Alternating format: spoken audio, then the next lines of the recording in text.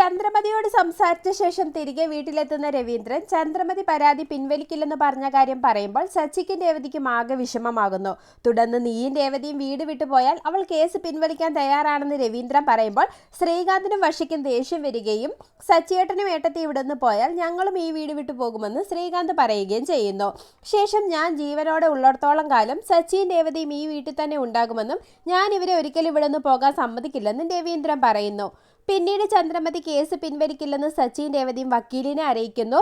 തുടർന്ന് നിങ്ങളുടെ അനിയനെ കേസിൽ നിന്ന് രക്ഷിക്കണമെങ്കിൽ ഒരു 5 ലക്ഷം രൂപ വേണ്ടി വരുമെന്നും കേസിൽ പെട്ടുപോയാൽ അവന്റെ ഭാവി തന്നെ നശിക്കുമെന്നും വക്കീല് പറയുന്നു. ഇത് കേട്ട് ഇരുവരും ഞെട്ടിപ്പോയെങ്കിലും ശരത്തിനെ രക്ഷിക്കാനായി എങ്ങനെയെങ്കിലും പണം സംഘടിപ്പിച്ചുകൊണ്ട് വരാമെന്ന് സച്ചി വക്കീലിനോട് പറയുന്നു. പിന്നീട് ബെസ്റ്റ് കപ്പിൾസിന് സമ്മാനം കിട്ടിയ 1 ലക്ഷം രൂപയും കുടുക്കയിലുള്ള പണവും എടുക്കാമെന്നും തികയാത്തത് പലിശയ്ക്കെടുക്കാമെന്നും സച്ചി രേവതിയോട് പറയുന്നു. ശേഷം ദേവുവിനെ വിളിക്കുന്ന രേവതി വക്കീലിനെ കണ്ടതും വക്കീല് പറഞ്ഞതുമെല്ലാം ദേവുവിനോട് പറയുന്നു. തുടർന്ന് അമ്മ ചന്ദ്രമതിയെ കാണാൻ പോകുന്ന വിവരം അറിയുന്ന രേവതി ലക്ഷ്മിയമ്മനെ തടയാൻ ശ്രമിച്ചെങ്കിലും ചന്ദ്രമതിയെ കണ്ട് കാല് പിടിച്ചാണെങ്കിലും ഞാൻ കേസ് പിൻവലിപ്പിക്കുമെന്ന് ലക്ഷ്മിയമ്മ പറയുന്നു. പിന്നീട് ശ്രുതിനെ വിളിക്കുന്ന ആന്റണി ഏത് നിമിഷം വേണമെങ്കിലും നവീൻദാസിന് എന്തും സംഭവിക്കാമെന്നും അവൻ മരിച്ചാൽ നീയും കുടുങ്ങുമെന്നും എത്രയും പെട്ടെന്ന് പണം സംഘടിപ്പിച്ച് തരാനും പറഞ്ഞ് ശ്രുതിനെ ഭീഷണിപ്പെടുത്തുന്നു.